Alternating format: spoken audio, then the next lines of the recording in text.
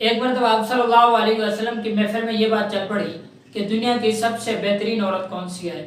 اب کسی نے کوئی صفت بتائی تو کسی نے کوئی صفت۔ اب یہ بات چلتی رہی، اتنے میں حضرت علی رضی اللہ تعالیٰ عنہ کو کسی کام کی وجہ سے گھر جانا پڑ گیا۔ اب حضرت علی رضی اللہ تعالیٰ عنہ گھر تشریف لے گئے اور اس بات کا ذکر حضرت فاطمہ رضی اللہ تعالیٰ عنہ سے کیا کہ محفل میں یہ بات چل رہی تھی کہ دنیا کی سب سے بہترین عورت کون سی ہے۔ تو حضرت فاطمہ رضی اللہ تعالیٰ عنہ نے فرمایا کہ میں بتلاؤں کہ دنیا کی سب سے بہترین عورت کون سی ہے۔ تو حضرت علی رضی اللہ تعالیٰ عنہ نے فرمایا کہ جی ہاں بتلائیے۔ تو حضرت فاطمہ رضی اللہ تعالیٰ عنہ نے فرمایا کہ دنیا کی سب سے بہترین عورت وہ ہے کہ جو نہ خود کسی غیر محرم مرد کی طرف دیکھے اور نہ کوئی غیر محرم مرد اس کی طرف دیکھے۔